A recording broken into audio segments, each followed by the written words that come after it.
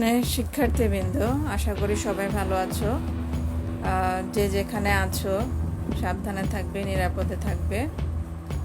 আমরা মহামারীর এই ক্রান্তিকালে অনলাইন ক্লাসের মাধ্যমে তোমাদের সিলেবাসের কিছু পরিপূরক ধারণা দেওয়ার চেষ্টা করছি। আজকে আমরা মাস্টার্স শেষ বর্ষের নগর ও আঞ্চলিক পরিকল্পনা কোর্সের পরিকল্পনা মান বা প্ল্যানিং স্ট্যান্ডার্ড নিয়ে আলোচনা করতে যাচ্ছি। মাস্টার্স শেষ বর্ষ নগর ও আঞ্চলিক পরিকল্পনা মান একটা প্রত্যেকটা জিনিসের একটা স্ট্যান্ডার্ড থাকে, আমরা জানি। যেমন মনে করো যে সাধারণত আমরা কি বলি যে বিল্ডিং কোড অনুসরণ করা হয় না, অর্থাৎ একটা বিল্ডিং করতে গেলে তার যে কতগুলো স্ট্যান্ডার্ড মান থাকে সেগুলো অনুসরণ করতে হয়। না করলে পরে বিল্ডিংয়ের বিভিন্ন সমস্যা দেখা দেয়, ধসে পড়ে, ভেঙে পড়ে, ইত্যাদি ইত্যাদি।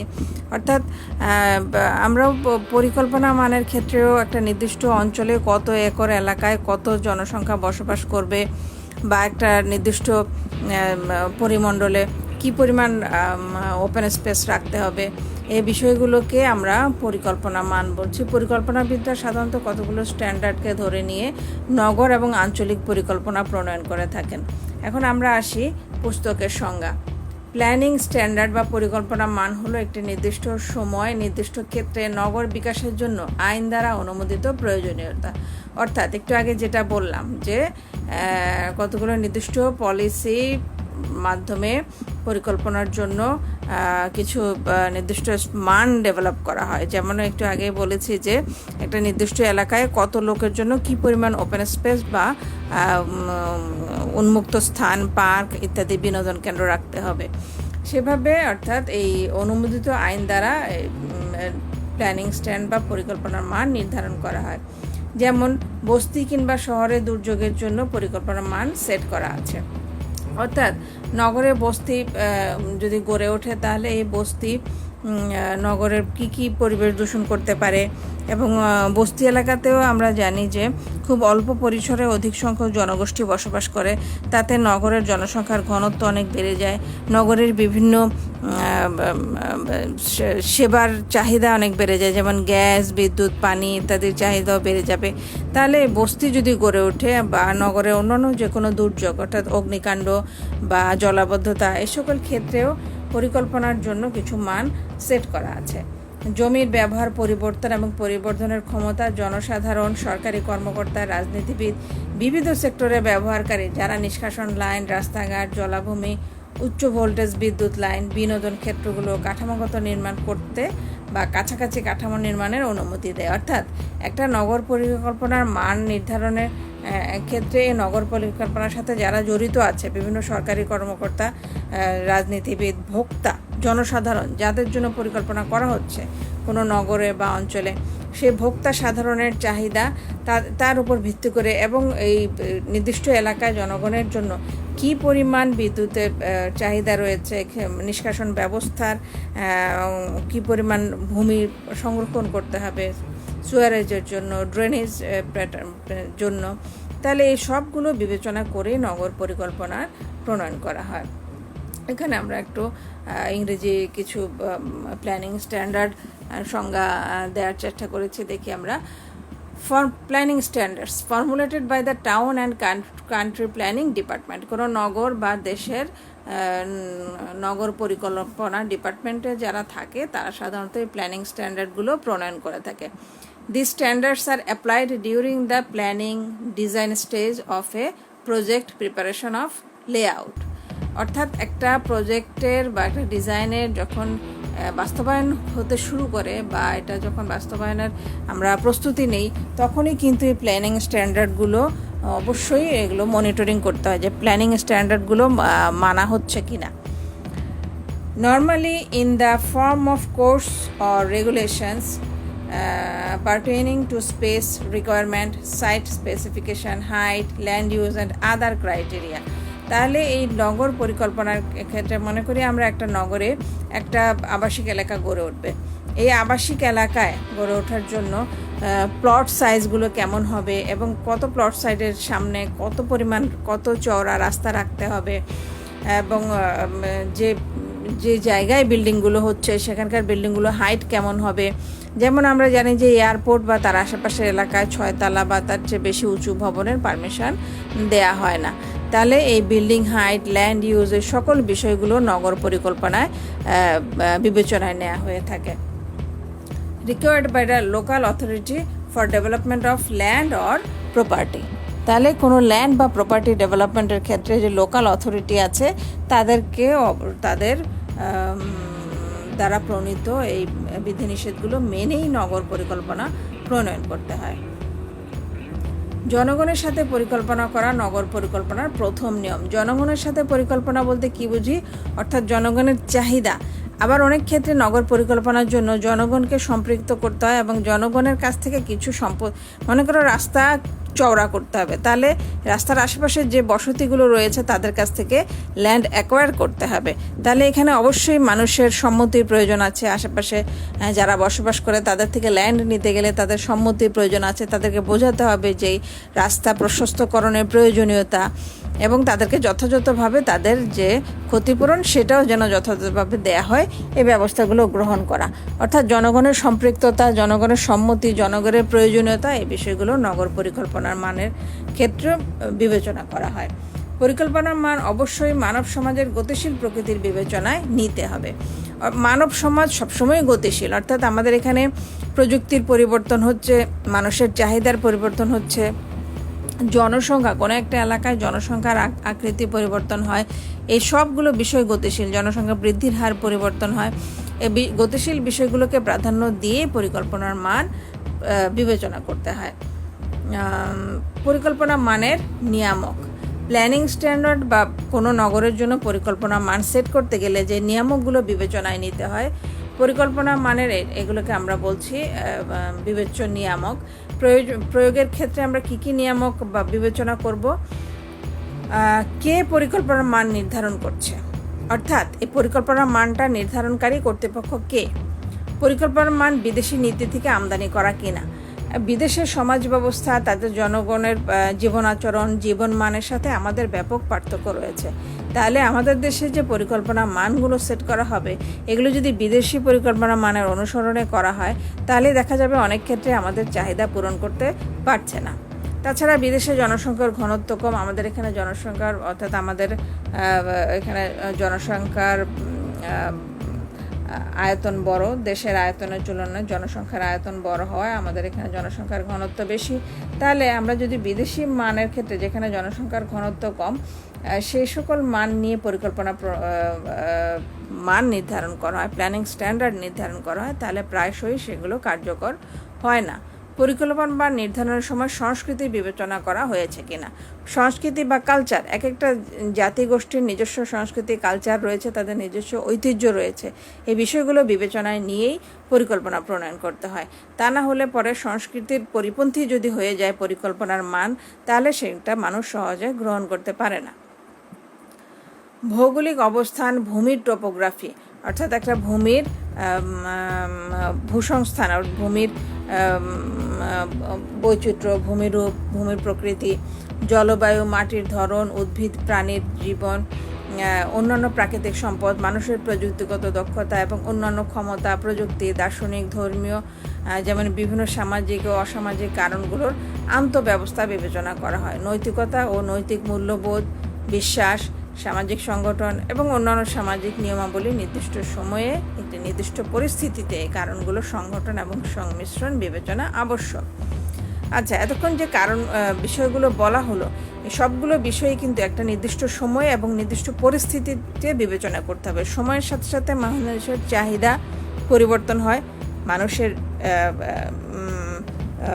মানুষের অবস্থান, জীবনমানের পরিবর্তন, মানুষের উপার্জনের ক্ষমতার পরিবর্তন ইত্যাদির পরিবর্তনের ফলে চাহিদার পরিবর্তন হয়ে থাকে। এবং যে বিষয়গুলো আমরা উপরে বললাম যে মানুষের ক্ষমতা, এখানে ক্ষমতা বলতে আমরা বোঝাচ্ছি ক্রয় ক্ষমতা, তার আর্থিক ক্ষমতা, প্রযুক্তি, মানুষ যে প্রযুক্তি ব্যবহার করছে, দার্শনিক হচ্ছে এখানে মানুষের চিন্তাভাবনা, মানুষের মূল্যবোধ, ধর্মীয়, যেমন বিভিন্ন ধরনের মানুষের বিভিন্ন ধর্মের মানুষের ধর্মীয় বিশ্বাসকে প্রাধান্য দিয়ে, কোনো ধর্মের ধর্মীয় বিশ্বাসকে আঘাত করে না, এভাবে পরিকল্পনার মান নির্ধারণ করতে হয় এবং একটা নির্দিষ্ট সময় এবং নির্দিষ্ট পরিস্থিতির জন্য বিবেচ্য। পরিকল্পনা মানের প্রয়োজনীয়তা কী? কেন পরিকল্পনা মান প্রণয়ন করতে হবে? শহরাঞ্চলে উল্লেখযোগ্য অবকাঠামোগত উপস্থিতি এর নগরায়নকে আরও বড় করে তোলে। একটা শহর বা নগর, সেটা কি বড় নগর শহর নাকি উপজেলা লেভেলের ছোট শহর, এটা আমরা বুঝি তার ইনফ্রাস্ট্রাকচার বা অবকাঠামো দেখে। সুউচ্চ ভবন, বড় বড় অবকাঠামো থাকবে, সড়ক প্রশস্ত থাকবে, ওভারব্রিজ, ফ্লাইওভার, এ ধরনের বড় বড় রোড নেটওয়ার্কের অবকাঠামো থাকে। এগুলো থেকে আমরা বুঝতে পারি যে একটি নগর বা শহর কত বড় বা কত উন্নত। পরিকল্পনার মান এবং মানব ও তার পরিবেশের সামাজিক গতিশীল প্রকৃতির মধ্যে একটি সম্পর্ক থাকতে হবে। পরিকল্পনার মান, যে মানগুলো, যে সেট, পরিকল্পনার মানের যে এটা কোড হতে পারে, কোনো সংখ্যা হতে পারে পরিকল্পনার মান, তাহলে এগুলো যখন সেট করা হবে তখন মানুষ এবং তার পরিবেশের সামাজিক গতিশীলতাকে বিবেচনায় নিয়েই কিন্তু পরিকল্পনা মানগুলো সেট করতে হয়। বিশ্বব্যাপী নগর কেন্দ্রগুলোর বৈশিষ্ট্য, অর্থনৈতিক কাঠামো, অবকাঠামো স্তর, ঐতিহাসিক উৎস, বৃদ্ধির নিদর্শন এবং আনুষ্ঠানিক পরিকল্পনার একটি সমন্বয় প্রদর্শন করতে হয়। তাহলে বিশ্বব্যাপী নগর পরিকল্পনার ক্ষেত্রে কিন্তু বিভিন্ন নগর কেন্দ্রগুলোর বৈশিষ্ট্য, অর্থনৈতিক কাঠামো, অবকাঠামোগত স্তর এবং ঐতিহাসিক উৎস, যেমন আমাদের ঢাকা শহরের কথা আমরা চিন্তা করি, ঢাকা শহরের অবকাঠামোর উন্নয়নের বা পরিবর্তনের চিন্তা করলে ঢাকায় যে কতগুলো ঐতিহাসিক স্থান রয়েছে আমাদের, এই স্থানগুলোকে অবশ্যই সংরক্ষণ করার চিন্তা মাথায় রেখেই কিন্তু নগর পরিকল্পনা প্রণয়ন করা হয়। অর্থাৎ নগরের কোনো অংশের যদি পরিবর্তন করতে চায় তাহলে অবশ্যই ঢাকা শহরের যে ঐতিহাসিক স্থানগুলো রয়েছে, যেমন আমরা সাভারের স্মৃতিসৌধের কথা চিন্তা করতে পারি, শহীদ মিনারের কথা চিন্তা করতে পারি, এছাড়া লালবাগ কেল্লা, তারপর শহীদ বুদ্ধিজীবী স্মৃতিসৌধ, এগুলো আমাদের ঐতিহাসিক নিদর্শন। এগুলোকে অপরিবর্তিত রেখে এবং তার আশেপাশে কী ধরনের পরিকল্পনা প্রণয়ন করা যায়, সেখানে কি উন্মুক্ত স্থান রাখতে হবে, আবাসিক এলাকা গড়ে তোলা যাবে কি না, প্লেগ্রাউন্ড করা যাবে কি না, অবশ্যই এই জিনিসগুলো মাথায় রেখেই, অর্থাৎ একটা ঐতিহাসিক স্থানকে সংরক্ষণের চিন্তাভাবনা মাথায় রেখে বা তার আশেপাশে কী ধরনের ভূমি ডেভেলপ করা যায় সেগুলো চিন্তা করেই পরিকল্পনা প্রণয়ন করা হয়। নগরায়নের বৃদ্ধির ফলে নগরীর সুবিধাগুলোর উপর আরও চাপ সৃষ্টি হচ্ছে, তাই নগর পরিকল্পনা মান নির্ধারণ আবশ্যক। নগর সময়ের সাথে সাথে নগরায়ন ঘটে, নগরের বৃদ্ধি ঘটে। নগরের বৃদ্ধি কিভাবে ঘটে? নগর জনসংখ্যা বৃদ্ধির মাধ্যমে, গ্রাম নগর অভিগমনের ফলে নগরের জনসংখ্যা বৃদ্ধি হয়। নগরের আকৃতি বৃদ্ধির মাধ্যমে, অর্থাৎ নগর যখন সম্প্রসারিত হয় বা নগরের কেন্দ্রে জনসংখ্যার ঘনত্ব বেড়ে গেলে মানুষ কেন্দ্র থেকে বাইরের দিকে স্থানান্তরিত হয়, ফলে নগরের আয়তন বেড়ে যায়। অর্থাৎ মানুষ যখন নগরের ঘনবসতিপূর্ণ এলাকা থেকে দূরে যেয়ে একটু শান্ত পরিবেশে বসবাস করার জন্য আবাসিক এলাকা গড়ে তোলে, সেক্ষেত্রে কিন্তু নগরের পরিধি বেড়ে যায় এবং এ সকল বিষয়গুলো বিবেচনায় রেখেই নগরের পরিকল্পনার মান প্রণয়ন করতে হয় বা পরিকল্পনা মানের প্রয়োজনীয়তা রয়েছে। কাঙ্ক্ষিত লক্ষ্য অর্জনের জন্য পরিকল্পনাবিদদের কিছু কৌশল হিসেবে মাস্টার প্ল্যান, ভূমি ব্যবহার অঞ্চল এবং নতুন ক্ষেত্রগুলোর বিন্যাস সহ নগর এবং নগরগুলোর সুশৃঙ্খল বিকাশের জন্য নিয়মতান্ত্রিক বিকাশ অপরিহার্য এবং প্রয়োজনীয়। সে কারণে সুশাসন এবং কার্যকর নেতৃত্ব নিয়ন্ত্রণ শহর উন্নয়নের এক সম্পদ। অর্থাৎ এখানে কি বলা হচ্ছে যে একটা নগর উন্নয়নের ক্ষেত্রে নগর পরিকল্পনা প্রণয়ন করা হয় বা নগরে বিদ্যমান সমস্যাগুলো নিরসনের জন্য নগর পরিকল্পনা প্রণয়ন করা হয়। তাহলে নগর পরিকল্পনা যখন আমি প্রণয়ন করব, আমার কাঙ্ক্ষিত চাহিদা পূরণ হচ্ছে কিনা এ পরিকল্পনা এবং পরিকল্পনার যে মানগুলো রয়েছে সেগুলো বিবেচনায় নিয়ে তাহলে কিন্তু নগর পরিকল্পনা আমাদের কাঙ্ক্ষিত চাহিদা পূরণ করতে এবং যে যে বিষয়গুলো সংরক্ষণ করা প্রয়োজন সেগুলোর প্রতি মনোযোগী হতে সাহায্য করে। সামগ্রিকভাবে পরিকল্পনার মানদণ্ডটি অবশ্যই মানব সমাজের গতিশীল প্রকৃতির সাথে বিকাশ লাভ করতে হবে, কারণ জীবনের একমাত্র ধ্রুবক বিষয় পরিবর্তন। তাই অন্য বিষয়গুলোর পরিবর্তিত হয়, তবে পরিকল্পনার মানগুলো অবশ্যই সেই পরিবর্তনের সাথে বদলে যেতে হবে। সময় সময় পরিকল্পনার মানের আপডেট করতে হয়, অর্থাৎ পরিকল্পনার মানগুলোর সংশোধন বা পরিবর্তন করতে হয়। এখানে আমরা একটা শব্দ দেখলাম যে জীবনের ধ্রুব সত্য কোনটা? পরিবর্তন। সময়ের সাথে অবশ্যই সমাজ, সংস্কৃতি, মানুষের চাহিদা পরিবর্তন হয় এবং এই কারণেই পরিকল্পনার মানগুলো সময়ের সাথে সাথে পরিবর্তন করতে হয় এবং এগুলো একটা দেশের বা একটা নগরের নির্দিষ্ট আইনি প্রক্রিয়ার মাধ্যমে এই পরিবর্তনগুলো হয়ে থাকে। পরিকল্পনা মানের উদ্দেশ্য। পরিকল্পনার মান বা প্ল্যানিং স্ট্যান্ডার্ড যে নির্ধারণ করা হবে তার উদ্দেশ্য কী? অনুরূপ উন্নয়নের ধারা অব্যাহত রাখা, অর্থাৎ পূর্ববর্তী যে নগর পরিকল্পনা বা বর্তমান যে নগর পরিকল্পনা যেটার আওতায় বা আমরা বলি যে মাস্টার প্ল্যান, মহাপরিকল্পনা, এই সকল পরিকল্পনার আওতায় যখন একটা নগর ডেভেলপ হতে থাকে, এই মাস্টার প্ল্যান বা নগরের ডেভেলপমেন্টের ধারাটা অব্যাহত রাখার জন্য, অর্থাৎ অনুরূপ উন্নয়ন বলতে আমরা বোঝাচ্ছি নগরের বর্তমান যে উন্নয়নের ধারা অব্যাহত আছে সেই উন্নয়নকে ধরে রাখার জন্য পরিকল্পনা মান প্রণয়ন করা আবশ্যক। ওই অঞ্চল বা নগরের জনগণের প্রয়োজন এবং চাহিদা পূরণের লক্ষ্যে ভৌত উন্নয়ন পদ্ধতি, এটা একটা ভৌত উন্নয়ন পদ্ধতি নগর পরিকল্পনা। এবং নগর পরিকল্পনা যেহেতু ভৌত উন্নয়ন পদ্ধতি, অর্থাৎ ফিজিক্যাল ডেভেলপমেন্ট মেথড, তাহলে এই ভৌত উন্নয়ন পদ্ধতির জনগণের প্রয়োজন এবং চাহিদা পূরণের লক্ষ্যেই তৈরি করা হয়ে থাকে এবং এই লক্ষ্য যেন পূরণ হয় সেভাবেই নগর পরিকল্পনার মান নির্ধারণ করতে হয়। পরিবেশের সুদৃশ্য, সুশৃঙ্খল, সুরক্ষিত বৈশিষ্ট্য বজায় রেখে মানুষের আরাম, আয়েশ, নিরাপত্তা ও সুস্বাস্থ্যগত চাহিদা পূরণ করতে সক্ষম হবে। এই হচ্ছে পরিকল্পনা মানের উদ্দেশ্যের মূল বিষয়। ভৌত সুযোগ সুবিধা অবকাঠামো যেমন বিদ্যালয়, বিনোদন, ধর্মীয় প্রতিষ্ঠান, পানি ও বিদ্যুৎ সরবরাহ, পয়ঃনিষ্কাশন, টেলিফোন লাইন ইত্যাদির প্রাপ্তি নিশ্চিত করতে হবে। এটার তেমন কোনো ব্যাখ্যার প্রয়োজন নাই, এটা সুস্পষ্টভাবে বোঝা যাচ্ছে।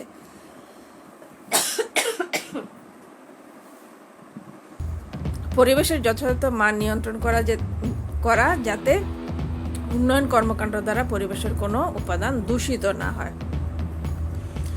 নগর পরিকল্পনার মুখ্য উদ্দেশ্য হচ্ছে পরিবেশকে দূষিত না করে বর্তমান যে ব্যবহার উপযোগী ভূমি রয়েছে সেগুলোর আরও যথোপযুক্ত ব্যবহার নিশ্চিতের মাধ্যমে জীবনযাত্রার মান উন্নয়ন করা। তাহলে পরিকল্পনার মানগুলো এমনভাবে সেট করতে হবে যেন নগর পরিকল্পনায় এই মানগুলো অনুসরণ করলে পরিবেশ দূষিত না হয়।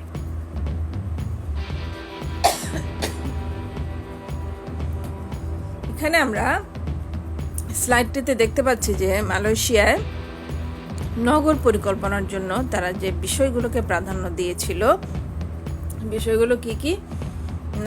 রেসিডেন্সিয়াল, পার্কিং, পাবলিক ফ্যাসিলিটিস এবং রোডস, আরও রয়েছে ইনফ্রাস্ট্রাকচার, রিক্রিয়েশনাল এরিয়া। ইনফ্রাস্ট্রাকচার এটা তোমরা সবাই বুঝো, একটা স্কুল ভবন থেকে শুরু করে আবাসিক এলাকা, একটা শিল্প প্রতিষ্ঠানের ভবন, একটা সড়ক যোগাযোগ ব্যবস্থায় যে ধরনের রাস্তাঘাট, ব্রিজ ইত্যাদি রয়েছে, এই সবগুলো হচ্ছে ইনফ্রাস্ট্রাকচার। রিক্রিয়েশনাল এরিয়া, নগরবাসীর বিনোদনের জন্য উন্মুক্ত স্থানের প্রয়োজনীয়তা অবশ্যই রয়েছে এবং এই উন্মুক্ত স্থান হতে পারে খেলার মাঠ, পার্ক, এছাড়া আরও বিনোদনের ব্যবস্থা থাকতে পারে থিয়েটার, সিনেমা হল ইত্যাদি। তাহলে এই রিক্রিয়েশনাল ফ্যাসিলিটিসগুলো নগর পরিকল্পনায় থাকতে হবে। তাহলে আমরা এটা কি দেখলাম এখানে, যে মালয়েশিয়ার নগর পরিকল্পনায় কিছু জিনিসকে বেসিক প্রিন্সিপালস বা মূল বিষয় হিসেবে চিহ্নিত করেছিল নগর পরিকল্পনায়। সেগুলো কি? আবাসন, রেসিডেন্সিয়াল, পার্কিং লট, অবশ্যই পার্কিংয়ের ব্যবস্থা থাকতে হবে। যত্র রাস্তাঘাটে যেন পার্কিংয়ের মাধ্যমে আমরা দেখি আমাদের দেশে এটা অহরই হচ্ছে। ভবনে পর্যাপ্ত পার্কিং ব্যবস্থা নাই, ভবনের বাইরে গাড়ি পার্কিং করা হয়। মার্কেটগুলো যে তৈরি করা হয়, মার্কেটগুলোকে পার্কিংয়ের ব্যবস্থা থাকে না, রাস্তায় গাড়ি পার্কিং করা হয়, তাতে ট্রাফিক জ্যাম তৈরি হয়, মানুষের চলাচলের অসুবিধা সৃষ্টি হয় এবং দুর্ঘটনাও ঘটে থাকে। তাহলে পার্কিং লট বিবেচনা নিতে হবে। Public facilities, road network, infrastructure, এবং রিক্রিয়েশনাল এরিয়া। এখানে আমরা দেখি যে টাইপস অফ প্ল্যানিং। আমরা এই প্ল্যানিংয়ের মান যে নির্ধারণ করতে হবে তার আগে কত ধরনের পরিকল্পনা হয়ে থাকে সেই জিনিসটা অবশ্যই জানা প্রয়োজন। প্রথমত 2 ধরনের, standard plans and single use plan. Standard plan আমরা সাধারণত একটা দেশের নগরগুলোর জন্য সবসময় একটা পরিকল্পনা সাহায্যে উন্নয়ন কর্মকাণ্ড সারা বছর ধরে অব্যাহত থাকে, এটাকে বলা হচ্ছে standard plan. Single use plan একটা নির্দিষ্ট কার্য সাধনের জন্য, একটা নির্দিষ্ট কাজের জন্য বা একটা নির্দিষ্ট ডেভেলপমেন্টের জন্য যে প্ল্যান বা পরিকল্পনা প্রণয়ন করা সেটাকে বলা হচ্ছে সিঙ্গেল ইউজ প্ল্যান। এখানে টাইপস অফ প্ল্যানে আমরা আরও বিস্তারিত দেখি। Single use plan, plan that address unique event that do not occur. অর্থাৎ আগে হয়নি এই ধরনের একটা মাত্র কাজের জন্য বা একটা মাত্র কার্য সাধনের জন্য যে পরিকল্পনা প্রণয়ন করা সেটাকে বলছে single use plan. Standard plans use to handle event that recur frequently. সবসময় অর্থাৎ সারা বছরব্যাপী একটা প্ল্যান পরিকল্পনার অধীনে একটা নগর উন্নয়ন হতে থাকে। Contingency plans formulated to address specific possible future events that might have a significant impact on the organization.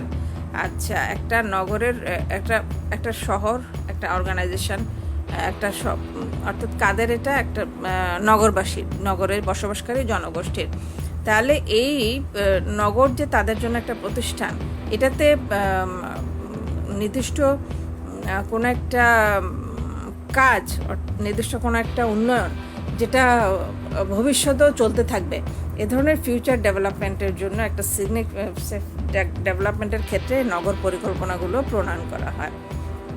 Crisis management plan, একটা ক্রাইসিস টাইমে যে পরিকল্পনা প্রণয়ন হয়। যেমন মনে করো এখন আমরা এই অনলাইন ক্লাসগুলো কেন নিচ্ছি? মহামারীর কারণে আমাদের শিক্ষা প্রতিষ্ঠানগুলো বন্ধ আছে, কিন্তু তোমাদের শিক্ষা বা পাঠ গ্রহণ জন্য বাধাগ্রস্ত না হয় সেই জন্য আমরা এই অনলাইন ক্লাসের ব্যবস্থা করেছি। এটা যদি আজকে এই করোনা বা এই ধরনের মহামারী না হতো তাহলে কিন্তু এটা করতে হতো না। তাহলে একটা ক্রাইসিস মোমেন্টের জন্যই কিন্তু এই অনলাইন ক্লাসের পরিকল্পনা গ্রহণ করা হয়েছে। নগরের উন্নয়নের ক্ষেত্রেও তাই, নগর পরিকল্পনার ক্ষেত্রেও তাই। মনে করো হঠাৎ করে কোনো বন্যা হলো, আমাদের কোনো একটা নগর ক্ষতিগ্রস্ত হচ্ছে, তাহলে এই যে একটা ক্রাইসিস মোমেন্ট তৈরি হবে সেটার জন্য যে পরিকল্পনা প্রণয়ন করা হবে তাৎক্ষণিকভাবে, এটাকে বলা হচ্ছে ক্রাইসিস ম্যানেজমেন্ট প্ল্যানিং।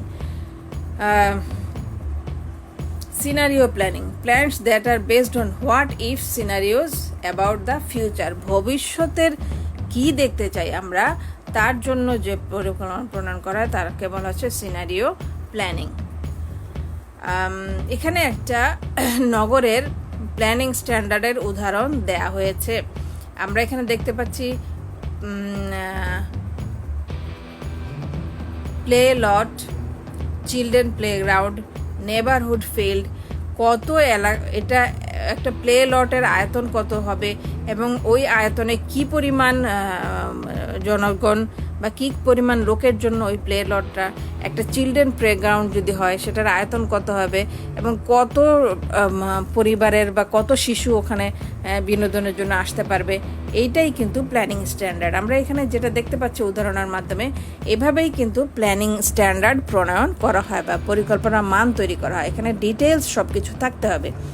একটা নির্দিষ্ট নাগরিক সুবিধা বা একটা নির্দিষ্ট নাগরিক ইনফ্রাস্ট্রাকচার বা অবকাঠামো কত লোকের জন্য এবং প্রত্যেক লোক কী পরিমাণ জায়গা বা কী পরিমাণ সুযোগ সুবিধা পাবে, এই সম্পূর্ণ বিষয়গুলো প্ল্যানিং স্ট্যান্ডার্ডে উল্লেখ থাকে, পরিকল্পনা মানে উল্লেখ থাকে। তোমরা এক্সাম্পলটা খুব ভালোভাবে দেখবে। এক্সাম্পলটা খুব সহজ ভাষায় বলা আছে, তোমরা দেখলেই বুঝতে পারো। যেমন দেখো এখানে রিক্রিয়েশন ফ্যাসিলিটিস, আমরা কিসে প্লে লটের রিক্রিয়েশন, কী রিক্রিয়েশন ফ্যাসিলিটিস এখানে পাবে। গ্রাস এরিয়া থাকবে, স্যান্ডি এরিয়া থাকবে, সিটিং এরিয়া উইথ শেড, বসার জন্য ছায়াযুক্ত স্থান থাকবে, playing tools for children, 3 to 6 years old, 3 থেকে 6 বছর বয়সী শিশুদের খেলার জন্য খেলার সরঞ্জামাদি থাকতে হবে, শেড এরিয়া থাকবে। তারপর যেমন ধরো এখানে আমরা বলছি চিলড্রেন প্লেগ্রাউন্ডে আমরা দেখলাম যে 1.5 থেকে 5 একর পর্যন্ত তার আয়তন। Every 1000 residents need 1.5 acre. তাহলে 1000 অধিবাসীর জন্য 1.5 একর আয়তনের চিলড্রেন প্লেগ্রাউন্ড থাকতে হবে। এই চিলড্রেন প্লেগ্রাউন্ডে কী থাকবে? শেড এরিয়া থাকবে, covered surface and lighted area for sports, court and playground, advance ground থাকবে, পার্কিং লট থাকবে, পাবলিক ফোন থাকবে। চিলড্রেন প্লেগ্রাউন্ডে শিশুদের খেলার জায়গা, পর্যাপ্ত খেলার জায়গা থাকবে। তাহলে এই আমরা দেখলাম যে একটা প্ল্যানিং স্ট্যান্ডার্ডের ডিটেলস কী বিষয়গুলো অন্তর্ভুক্ত করতে হয়। আমরা পরিকল্পনা মানের বাস্তবায়নহীনতার, অর্থাৎ পরিকল্পনা মান প্রণয়ন করা হয় কাগজে কলমে, নীতিমালায় পরিকল্পনা মান থাকে, কিন্তু প্রকৃতপক্ষে দেখা যায় যে স্বল্পোন্নত দেশগুলো বা অনুন্নত দেশগুলো এই পরিকল্পনা মান অনুযায়ী পরিকল্পনা প্রণয়ন করে না, বা পরিকল্পনা মানের বাস্তবায়ন না করেই পরিকল্পনা প্রণয়ন করা হয়। এই বাস্তবায়নহীনতার সংস্কৃতির পিছনে যে কারণগুলো দায়ী, কেন নগর পরিকল্পনা, ভূমি ব্যবহারের নিয়মাবলী এবং নির্মাণ কোডগুলো কার্যকরভাবে প্রয়োগ করা হচ্ছে না তা খতিয়ে দেখা প্রয়োজন। আর তাই এটি পরিবেশ এবং শহরে দরিদ্রদের জন্য বড় প্রভাব সহ একটি ক্রমবর্ধমান জরুরি উদ্যোগ গঠন করে। অর্থাৎ এই যে পরিকল্পনা মান অনুসরণ না করেই পরিকল্পনা প্রণয়ন করা হয়, ভবন নির্মাণের বিধিমালা অনুসরণ না করে ভবন নির্মাণ করা হয়, সেটা কিন্তু বর্তমানে উদ্বেগের কারণ, মানুষের চিন্তার কারণ। এবং আমরা দেখি যে ঘন ঘন অগ্নিকাণ্ডের কারণে ক্ষতিগ্রস্ত হয়, সেখানে ফায়ার ব্রিগেডের গাড়ি যেতে পৌঁছাতে পারে না, রাস্তা এত সংকীর্ণ, কিন্তু এই সংকীর্ণ রাস্তার দুই পাশে বড় বড় ভবন, সেখানে কোনো জায়গা ছাড়া হয় না সড়কের পাশে। ফলে এই যে দুর্যোগ, অগ্নি নির্বাপনের মতো দুর্যোগপূর্ণ মুহূর্তেও কিন্তু আমরা এই সমস্যাগুলো বুঝতে পারি। তাহলে এগুলো আমাদের বর্তমানে উদ্বেগের কারণ। অর্থনৈতিক কারণ, আমলাতান্ত্রিক ক্ষমতা বা যথাযথভাবে নগর নীতি এবং নিয়মগুলোর প্রকৃতি দ্বারা ব্যাখ্যা করার পরিবর্তে এই যুক্তি দেয় যে বিচ্ছিন্ন ফলাফলগুলো মূলত পরিকল্পনা মান এবং আর্থসামাজিক গতিবিধির পরিবর্তনের ফলে সৃষ্ট রাজনৈতিক দর কষাকষির ফল। অর্থাৎ প্রকৃত কারণ অনুসন্ধান না করে বরং বলা হয় যে রাজনৈতিক কারণে যার প্রভাব বেশি রয়েছে, যার শক্তি বেশি, তারাই নিয়মনীতি লঙ্ঘন করছে। কিন্তু যারা লঙ্ঘন করছে তাদের জন্য প্রয়োজনীয় ব্যবস্থা গ্রহণ করা হলে তাহলে কিন্তু এই পরিকল্পনা মানগুলো, অর্থাৎ দৃষ্টান্তমূলক যদি ব্যবস্থা নেওয়া হতো, যারা নিয়মনীতি লঙ্ঘন করছে, পরিকল্পনা মান অনুসরণ না করে নগর ডেভেলপ করছে, যথেচ্ছা স্থানে, মনে করো নগরের জলাভূমিগুলো যেগুলোতে যে অতিরিক্ত বৃষ্টির পানি জমা হতো সেগুলো ভরাট করে ভবন নির্মাণ করছে, ফলে নগরে জলাবদ্ধতা তৈরি হচ্ছে। তাহলে এই যে যারা এই অবৈধ স্থানগুলো বা জলাভূমিগুলো ভরাট করে নগর নির্মাণ করছে, নগর সম্প্রসারণ করছে, তাদের বিরুদ্ধে ব্যবস্থা নিলে কিন্তু নগরের এই জলাবদ্ধতা নিরসন করা সম্ভব হতো।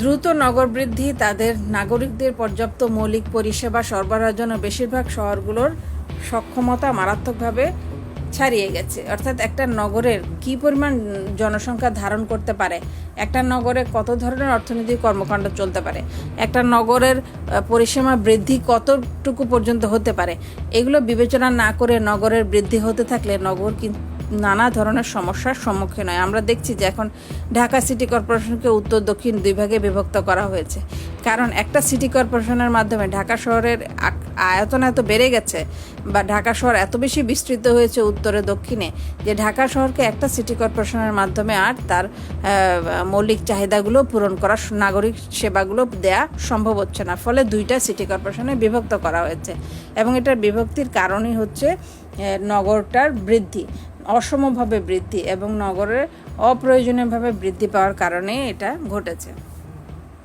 যে কারণগুলো শহরগুলোকে দ্রুত নগরায়নের দিকে পরিচালিত করছিল। নগর সুযোগ সুবিধার কার্যকর ব্যবস্থা সীমাবদ্ধতা নগর পরিকল্পনা দুর্বলতার কারণগুলোর মধ্যে অন্যতম। নগর পরিকল্পনা কর্মকাণ্ডকে মান নিয়ন্ত্রণহীনতাকে শনাক্ত করা যায়।